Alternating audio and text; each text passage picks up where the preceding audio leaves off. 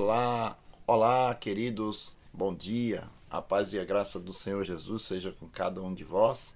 Nós estamos iniciando novamente o nosso estudo do Apocalipse, né? E eu convido você a participar do nosso canal, o canal Samuel Buralho. Não esqueça de dar o seu like. Quando você terminar de assistir, vai lá, não custa nada, é coisa rápida, no instante, só triscar, já deu o seu like. E compartilhe, manda para os teus amigos e estuda junto, tira as dúvidas. Bom, amados irmãos, hoje nós vamos continuar no livro de Apocalipse, capítulo 6. Contudo, nós não iremos entrar no quinto selo. Eu ainda vou abordar um pouco o quarto selo, né? Aliás, o quinto selo era para a gente ir para o sexto, no sexto selo, mas nós não vamos entrar no sexto selo hoje. Nós vamos falar um pouco ainda do quinto selo. O quinto selo fala daquele tema meio complexo que é almas debaixo do altar. Então, ontem nós vimos que essas almas que estão debaixo do altar do Senhor não é nada mais, nada menos do que a vida de pessoas que foram sacrificadas debaixo do altar do Senhor. Cristo foi sacrificado pelo povo, por nós, e agora pessoas foram sacrificadas por Jesus. E o sangue de Jesus Cristo lá no santuário, simbolizado pelo sangue dos animais, quando havia feito o sacrifício, eles derramavam o sangue no pé do altar, né, embaixo do altar, apresentando o sangue de Jesus que seria derramado ali ao pé da cruz. E aqui ele está apresentando almas de pessoas que também foram sacrificadas. E, como vimos ontem, o que foi derramado na cruz foi sangue. Mas, no entanto, o profeta Isaías falou alma, né? Bom, então, ainda assim, falando sobre esse assunto, como ele é um assunto meio assim, bem polêmico, um assunto meio difícil de se entender, eu resolvi, né, dar uma esticada mais sobre o assunto. E nós vamos falar hoje, para mim entender, olha só, para mim entender a fórmula de uma cocada, eu tenho que separar a cocada e ver também como foi que ela foi feita, né? Imagina uma cocada. Uma cocada, ela é feita de quê? Para mim ter uma cocada, eu tenho que ter coco, água e açúcar, né? Junta tudo, eu tenho uma cocada. Se eu separar, eu vou ter açúcar, coco e água. Como foi que o homem nasceu? Então, é impossível você entender quem é você, o seu interior, se você não procurar saber como foi que você nasceu, né? Como foi que Deus te fez. Então, hoje nós vamos rapidinho aqui dar uma olhada, coisa rápida, como Deus nos fez e o que acontece com a gente, né? Quando morremos, para a gente entender essa questão de alma. Bom, aqui eu tenho Gênesis, capítulo 2, no dia que Deus nos criou. E diz assim: Então formou o Senhor Deus ao homem do pó da terra, e lhe soprou nas narinas o fôlego da vida, e o homem passou a ser alma vivente. Ô glória! O homem passou a ser alma vivente. O texto, no encanto nenhum da Bíblia, diz que o homem passou a ter uma alma vivente. O homem não passou a ter, ele passou a ser, ele é uma alma vivente. Bom, nisso também nós estamos diante da criação. E na questão criação, a gente também nós vamos procurar entender como foi que os animais também foram criados, né?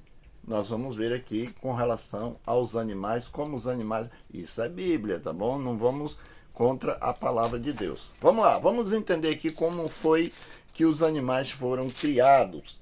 Bom, eu vou pegar aqui o versículo 16 até o versículo 21. Vimos ali que Deus pegou o pó, o barro, soprou e o homem foi feito alma vivente. E os animais? Como é que fica a situação dos animais? Capítulo Eclesiastes 3, 16 a 21 nos diz assim: Vi ainda debaixo do sol que lugar do juízo reinava maldade, e no lugar da justiça maldade, ainda maldade. Então disse comigo: Deus julgará o justo e o perverso, pois há tempo para todos os propósitos debaixo do céu. E na continuação disse ainda comigo: é por causa do Filho dos homens, para que Deus os prove, e eles vejam que são de si mesmo como os animais. Veja que os homens de si mesmo é como os animais, porque o que acontece ao filho dos homens também sucede aos animais. O mesmo acontece, o mesmo fenômeno. O mesmo fenômeno acontece com os animais. O que sucede a um, sucede ao outro. Como morre um, assim morre o outro. Todo tem o mesmo fôlego de vida. E nenhuma vantagem tem o homem sobre os animais, porque tudo é vaidade. Todos vão para o mesmo lugar, todos procedem do pó, e ao pó tornarão. Quem sabe se o fôlego da vida dos filhos dos homens se dirige para cima e os animais para baixo? É uma pergunta. Opa, glória a Deus. Então veja só. Primeiro ponto, o homem foi feito do pó da terra e do sopro de Deus. E aqui, Eclesiastes, Salomão, inspirado pelo Espírito do Senhor, ele está dizendo assim, os homens, semelhantemente aos animais, todos nós fomos feitos do pó e do fôlego.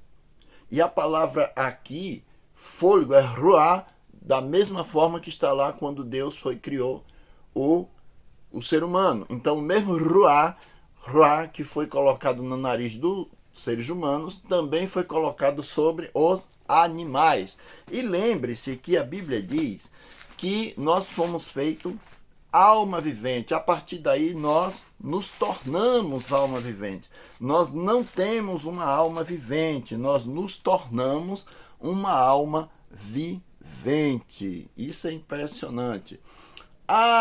No Apocalipse, no capítulo 16, o versículo 3, ele diz que quando não vou ler, eu vou só citar, mas eu vou lhe passar se você quiser dar uma lida aí. Apocalipse 16, versículo 3, diz que quando as águas do mar se tornar em sangue, toda a alma que havia no mar morreu. João diz que morreu toda a alma que havia no mar.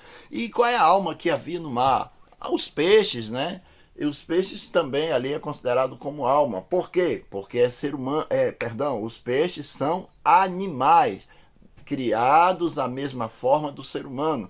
O ser humano foi criado alma, feito, alma vivente. E o homem passou a ser alma vivente. E a Bíblia diz que nós não temos muita diferença dos animais. Por quê? Porque ele tem o mesmo fôlego, o mesmo ruá, e foi feito também do pó. E o homem passou a ser alma vivente, mas a Bíblia diz que também os animais também passaram a ser alma vivente, porque morrerá toda a alma que havia no mar. Então vamos entender um pouco mais sobre animais e seres humanos. Bom, isso é Bíblia, não adianta você discutir porque está nas Escrituras. Bom, eu vou para o livro de Eclesiastes, o livro de Salmos, né? Eu vindo aqui rapidamente para o livro de Salmos. O livro de Salmos tem uma mensagem impressionante para nós. Veja só, agora vamos falar quanto à questão dos animais. Salmo 104, versículo 29. Deus diz assim, veja. Se ocultas o rosto, eles se perturbam, se corta a respiração, morre e volta ao seu pó.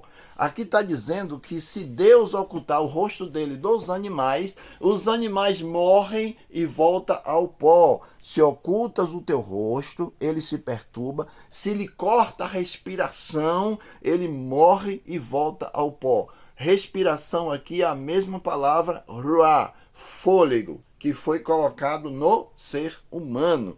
Então, ali é a mesma palavra para espírito, quando se refere ao ser humano. Então, vamos aqui pular um pouco para Eclesiastes, capítulo 12. Lembre-se que se Deus oculta o rosto, os animais se perturbam e morrem, sai o fôlego, o ruá, e ele volta ao pó.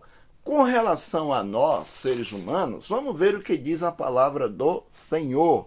Ele diz assim, veja, e o pó volta para a terra como era, e o espírito volta para Deus que o deu. Então, peraí, lembra da pergunta que Salomão fez? Ei, de vocês aí, quem é que sabe me dizer aí que o fôlego dos homens sobe e dos animais desce? Pega, eu vou baixar aqui. Dos animais desce. Quem é que sabe dizer? Mas ele disse bem assim, é a mesma coisa que acontece com um e com o outro. Para os animais ele fala, ruá, se o Senhor se esconde o rosto, os animais se perturbam e eles corta o ruá, ele morre e volta ao pó. Mas quanto aos seres humanos, ele diz a mesma coisa, ele diz assim, olha, saindo-lhe o ruá, o ruá volta para Deus e o corpo volta para a terra. Então nós estamos diante do fenômeno de Gênesis capítulo 2, que diz o quê? 2 verso 7, que diz que Deus soprou nas narinas o fôlego da vida, o fôlego, o ruá, e o homem passou a ser alma vivente. A mesma coisa aconteceu com os animais, não tem diferença. Eclesiastes, lê lá, Eclesiastes 3. Ele diz que a mesma coisa que aconteceu com a gente, aconteceu com eles, né? O mesmo fôlego, o mesmo ruá está sobre eles. E como nós fomos criados com esses dois ingredientes, barro e fôlego, e nos tornamos alma vivente, eles se tornam alma vivente da mesma forma. E ele diz, vem cá, não existe diferença, não existe distinção. Bom, então agora nós vamos entender aqui uma coisa. Se nós somos apenas barro e fôlego, o que entra em contato com o Senhor? Essa é a palavra importante. O espírito, ruá, no hebraico, e pneuma no grego, ruá no hebraico, é o mesmo que está sobre os animais. Então nós somos fôlego e barro. Separou, nós não temos mais uma alma vivente, mas uma alma que morreu, sem vida. Então a pergunta é, e o que é que fica para se comunicar com os céus, com Deus? Nós vamos ver aqui o apóstolo Paulo falar. No livro do apóstolo Paulo, no livro de Romanos, né?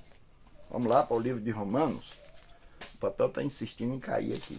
Romanos 7, o versículo 22 a 25, ele diz o seguinte: porque no tocante ao homem interior, tenho prazer na lei de Deus. Tenho prazer na lei de Deus. Verso 24. Desaventurado ou miserável homem que sou, quem vai me livrar do corpo dessa morte? E ele agora diz assim, graças a Deus por Jesus Cristo, o nosso Senhor, de maneira que eu de mim mesmo, com a minha mente, sou escravo da lei de Deus, mas segundo a carne, a lei do pecado. Então o que entra em contato com Deus? A mente. A nossa mente que tem conexão com os céus. Deus se comunica com a gente através da nossa mente. Com a nossa mente a gente tem o nosso relacionamento, tanto no horizontal como no vertical. Horizontal, vertical, entendeu?